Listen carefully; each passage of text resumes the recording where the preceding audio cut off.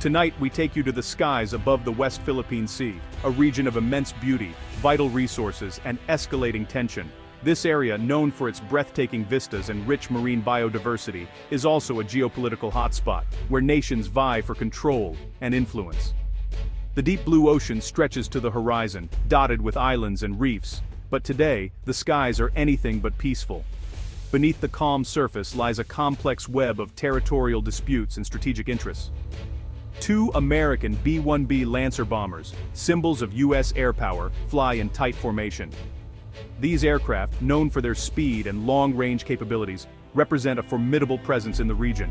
Flanking them, three Philippine Fa-50 fighter jets, emblems of a nation's resolve.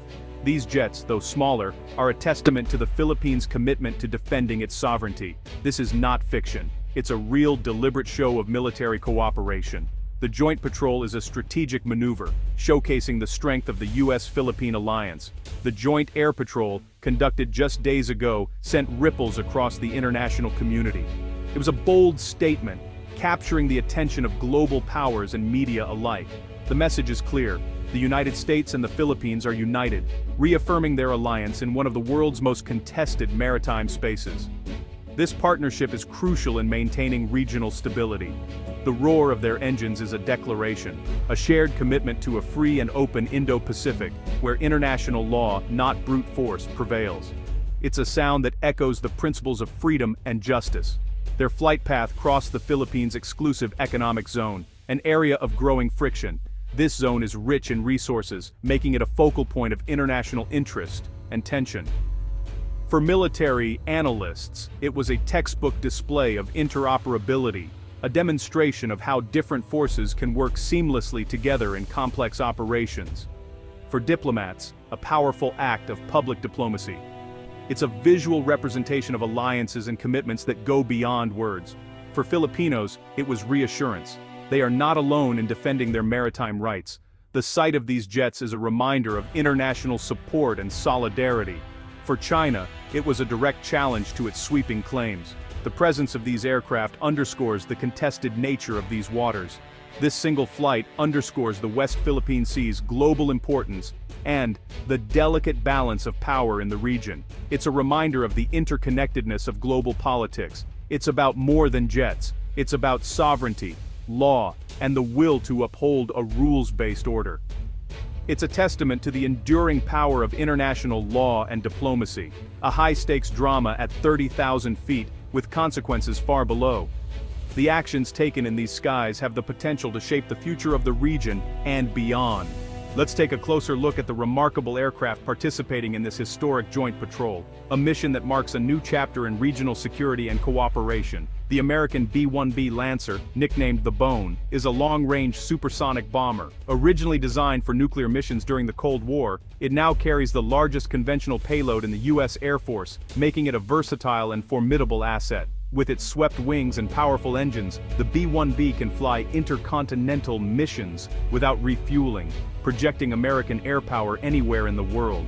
Its presence in the region is a clear signal of American strength, resolve, and commitment to its allies. The sight of the B-1B soaring above the Pacific is both a reassurance to friends and a warning to potential adversaries. Flying alongside are the Philippine Fa-50 Fighting Eagles, fast, agile, and equipped with modern avionics.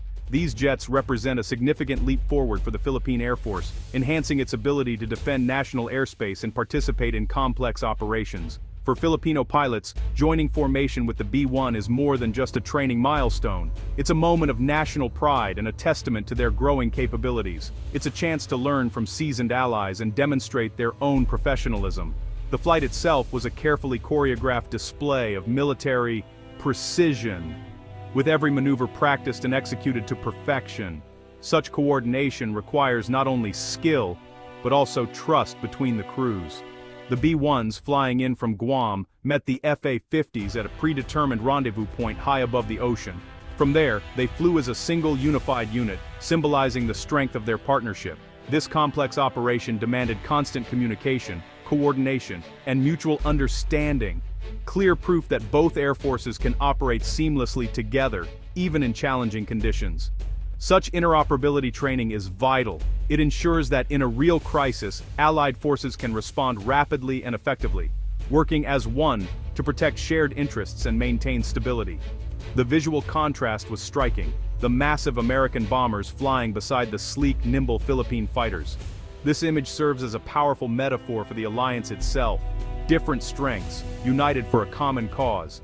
It's a combination of global reach and local expertise, coming together to safeguard the region and uphold international norms. The combined roar of their engines echoed over the sea, a message of deterrence and unity that could be heard for miles, reminding all who listen that the skies are not unguarded. The airspace over the Philippines economic zone is not a vacuum. It is a vital corridor for trade, resources, and national sovereignty, watched closely by many eyes. Every patrol is a signal. This territory is defended, and any challenge will be met with a coordinated response. The world is watching, and so are those who would test the resolve of this alliance. In these skies, vigilance is constant. The message is clear, the status quo will be protected, and those who threaten it should think twice before making a move. This joint patrol was more than a military exercise, it was a message. In the Indo-Pacific, actions speak louder than words. Flying advanced aircraft together in contested airspace signals unambiguous solidarity. It visually reinforces the 1951 Mutual Defense Treaty between the US and the Philippines. The patrol serves as a powerful deterrent, raising the cost of aggression. This is integrated deterrence, credible combat power to prevent conflict. The flight path over the Philippines' exclusive economic zone was a deliberate affirmation of international law. It demonstrated freedom of navigation and overflight, rights enshrined in global treaties. For Filipinos, it was a morale boost. Their struggle for sovereignty is recognized and supported. The alliance is not just words, it's visible in the skies above. Why does the West Philippine Sea matter so much? It's a lifeline, rich in oil, gas, and fish, and a critical artery for global trade. 1/3 of world shipping passes through these waters. Any disruption would threaten the global economy. For the Philippines, it's about sovereignty and survival. Foreign incursions are seen as violations of national dignity and rights. Competing claims, especially from China, have turned the region into a flashpoint. In this tense environment, Allied support like the recent air patrol is crucial for stability. The current tensions stem from a long history of disputes. In 2012, Scarborough Shoal became the site of a standoff. China stayed, the Philippines withdrew. In response, the Philippines took China to international arbitration under UNCLOS. The 2016 tribunal ruling was a sweeping victory for the Philippines, rejecting China's 9-line claims. The ruling affirmed Philippine rights, but China rejected it and continued its activities. There's no global police to enforce the decision. The result? A legal victory for the Philippines, but ongoing challenges on the water. The dilemma remains: law on one side, power on the other. The struggle to uphold the ruling continues through diplomacy and operational means. At the heart of the South China Sea dispute lies China's controversial 9-line, a sweeping demarcation that claims almost the entire sea as Chinese territory. This line, first appearing on maps in the mid-20th century, is central to Beijing's assertion of sovereignty over vast maritime areas. However, this expansive claim directly overlaps with the internationally recognized exclusive economic zones, or EEZs, of several Southeast Asian nations, including the Philippines, Vietnam, Malaysia, and Brunei. These countries rely on these waters for fishing, energy exploration, and trade. China argues that its claim is rooted in centuries of historical usage and ancient maps, while much of the world views this as an overreach that disregards modern international law and the rights of neighboring states.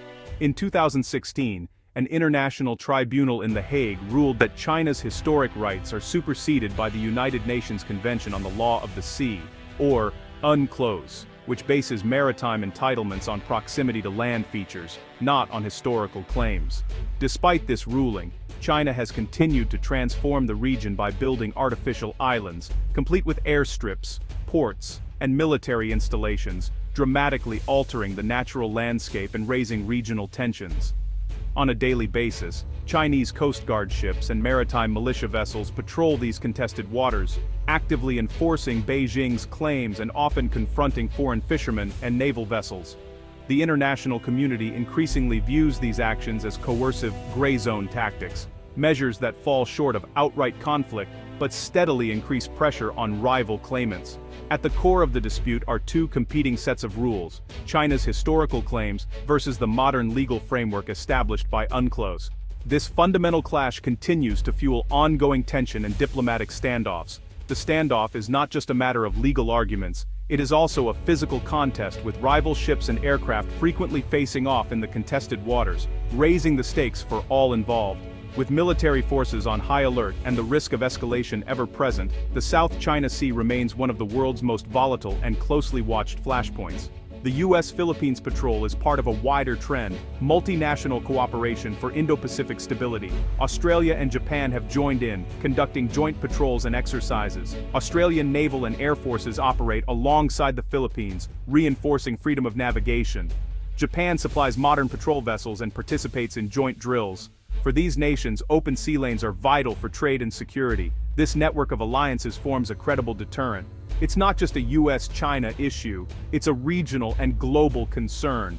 The message violations of international law will meet a united response. The intent behind these patrols is echoed in leaders' statements. US generals call it an ironclad commitment to allies and international law. Philippine officials highlight modernization and active defense of their territory. Australia and Japan frame their involvement as upholding principles, not taking sides. China, in contrast, condemns these actions as provocations and external interference. Competing narratives shape the diplomatic landscape: the stakes, peace, stability, and the rule of law in the region. Beyond the headlines, the Philippine Coast Guard is on the front lines every day. Their mission presence, persistence, and peaceful assertion of sovereignty. They face larger Chinese vessels, dangerous maneuvers, and harassment, yet they stand their ground with professionalism and courage. International support, modern ships, training, and capacity building bolsters their efforts. The Coast Guard's daily resilience is the backbone of the Philippines' defense. Joint patrols and exercises provide a security umbrella, but it's the Coast Guard's perseverance that truly defends national rights. Their work, backed by allies, upholds a rules-based order. Law, cooperation, and courage counterbalance force. This is the real front line in the struggle for peace and stability in the West Philippine Sea.